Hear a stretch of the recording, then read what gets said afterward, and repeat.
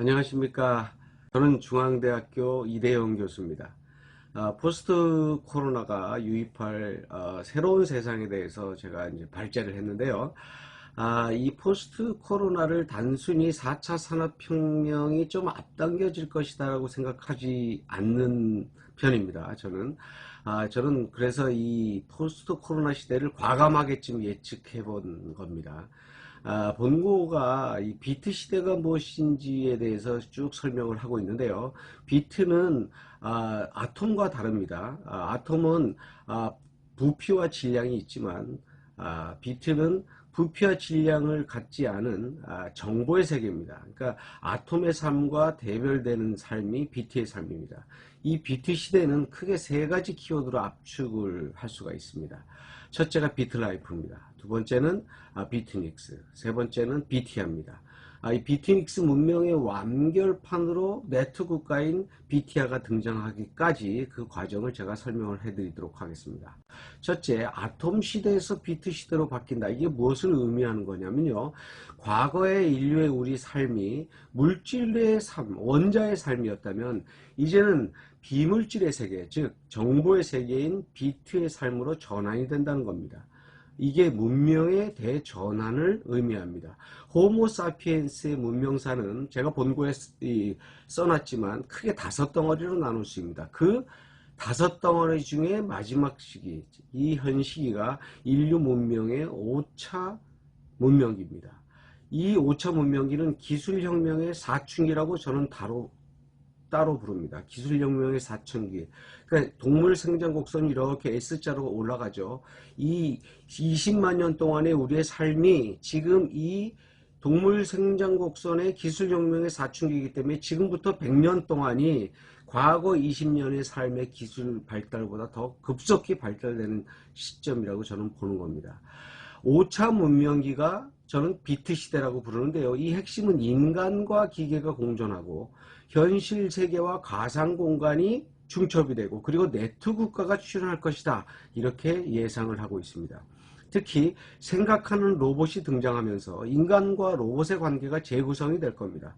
나노 로봇 수십억 개가 몸과 뇌의 혈류를 타고 흐르면서 DNA의 오류를 수정하고 우리를 아주 오래 살게 만들 것이며 더욱이 기억 공유기라는 것이 만들어지면서 상대의 생각을 텔레파시로 마치 와이파이로 공유할 수도 있고 또 인공자궁이 탄생하면서 복제하듯이 생명체가 탄생할 수도 있습니다.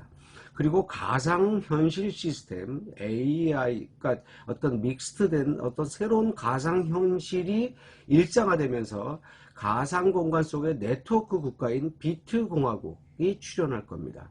이런 것을 통틀어서 비트 문명이라고 제가 말씀드리는 겁니다. 향후 30년 2050년 정도 되면 이런 비트 문명의 서막이 열리게 될 겁니다. 이제는 우리 비트 문명의 전위 공간 속으로 급속하게 빨려 들어가는 겁니다. 이 비트 문명의 핵심 용어가 세 가지가 있습니다. 첫째가 비트 라이프입니다. 비트 라이프는 두 번의 삶을 얘기합니다. 이제 인간은 현실 속에 한번 살게 되고 또 비트 속에 살게 됩니다. 이 비트 속의 삶이 훨씬 더 현실보다 길어지게 될 겁니다. 우리 현실의 이 물질로 지은 우리의 생명체는 유한하기 때문이죠. 비트 문명은 2003년 출시된 그 세컨드 라이프에서 그 일단의 예를 볼 수가 있습니다. 물론 이 세컨드 라이프는 가상 공간의 시뮬레이션된 삶입니다. 근데 이제 AI에 의해서 죽은 자가 영원히 살 수 있는 전자초상화도 만들어질 겁니다. 우리는 집집마다 초상화가 있죠. 아버지, 할아버지, 증조할아버지, 고조할아버지의 사진인데 그 사진이 인공지능이 장착돼서 우리와 계속 선대의 지혜를 주고받는 시대가 올 겁니다. 그러면 그 초상화 속에 있는 인간은 죽었느냐 살았느냐 판단할 수가 없는 거죠. 물론 이러한 것들이 전원을 끄듯이 책장을 덮듯이 전원을 확 꺼버리면 다 끝나버리는 세상이 아니냐 반문할 수도 있습니다만 비트라이프는 그렇게 단순하지가 않습니다. 비트라이프는요 단 지구상에 한 명의 인간이 존재하는 한 현실 세계와 함께 영속할 겁니다. 훗날에는 비트라이프가 스스로 존속할 수도 있는 세상이 옵니다. 보이지만 만져지지 않는 비트 속의 삶, 현실의 중력의 법칙이 다가설 수 없는 삶, 그래서 그 공간에서 살아갈 대인 인격체가 필요하지요. 그것을 우리는 페르소나라고 부릅니다. 이 페르소나라는 존재는 내가 현실 속에서 잠이 들었을 때에도 그 비트 공간 속에서 돌아다닐 겁니다. 홀로 움직여 다니면서 자신이 겪은 방대한 데이터를 다시 축적하고 연산합니다. 그리고 제가 접속했을 때 자기가 돌아다녔던 모든 기록들을 저에게 알려줍니다. 그리고 나는 그것을 알고 또 다시 그 페르소나를 움직이게 됩니다. 이래서 연동되는 것, 그 두 개의 삶이 비트 라이프입니다. 자, 그럼 비트 라이프의 삶이 시작되면 그 비트 라이프의 삶을 영위하는 사람들을 누구라고 부를 거냐? 인간이라는 보편자가 있지만 우리는 인간을 다른 말로 부를 겁니다. 그것이 저는 비트닉스라고 주장을 하고 있는 겁니다. 비트닉스는 인간과 기계가 공존하는 시대, 비트 시대의 인간상을 말합니다. 기계가 인간이 될 수도 있고요. 인간이 기계가 될 수도 있는 세상이 비트닉스의 세상입니다. 이제 머지않아서 우리는 심장까지도 기계의 도움을 받아서 팔, 다리, 사실 우리 안구까지도 기계의 도움을 받으면서 600만 불의 사나이나 소모지가 탄생할 수도 있는 겁니다. 이 기계의 삶은요, 크게 3단계로 발전해 왔는데 이 3단계 기계의 삶이 지금 우리가 논하고자 하는 생각하는 기계로서의 삶입니다.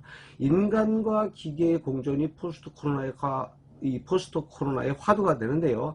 워낙은 지금은 4번째 불연속의 시대라고 합니다. 첫 번째 불연속의 시대가 우주와 지구가 따로 놀았던 것을 이어붙였죠. 그 따로 디스커넥티드 된 걸 커넥트 시킨 사람이 커페르니쿠스고요. 인간과 생명체가 따로 놀았는데 그걸 이어붙인 사람이 나인의 진화론을 통해서 이어붙였죠. 그리고 세 번째는 인간의 머리, 인간의 영혼과 우리의 몸이 따로 논다고 생각했던 걸 이어붙인 게 프로이드의 정신분석학입니다.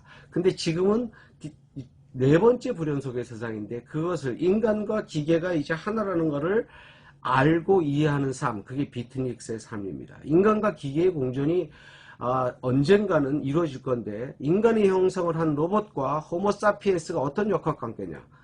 노예냐 신이냐 아니면 지구에서 함께 살아갈 동반자냐, 그걸 인식할 때 우리는 비트닉스의 삶이 시작된다고 저는 주장을 합니다. 비트닉스는 그래서 호모사피엔스의 마지막 종족이고 또 비트 문명 시대의 첫 종족을 의미하게 됩니다. 인간과 기계가 하나로 이루어져 있다는 것을 인식하게 된 최초의 인류.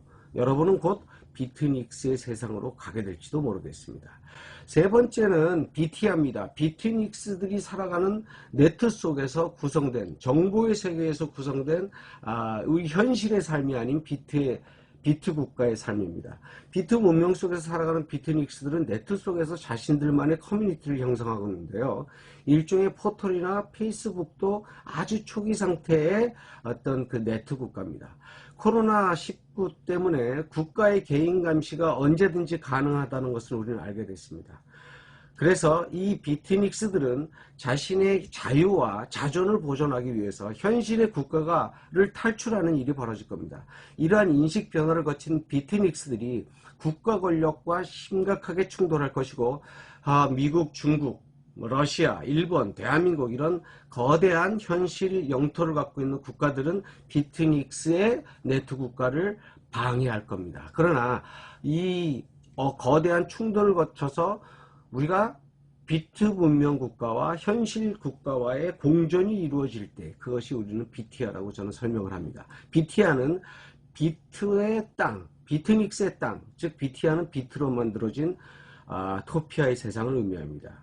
영토를 기반으로 하는 국가로부터의 결별을 의미하고 이런 비트 공동체, 비티아가 속속 등장하게 될 겁니다. 이것이 비트 혁명의 완결입니다.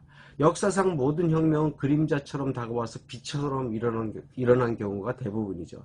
포스트 코로나는 현생 인류의 삶을 바꾸는 비트 문명의 서막을 예고하는 겁니다. 비트닉스의 세상, 비티아, 이 모든 사이버 커뮤니티 국가들이 공룡처럼 자라날 것이고요. 현실 국가를 능가하는 힘을 갖게 될 겁니다.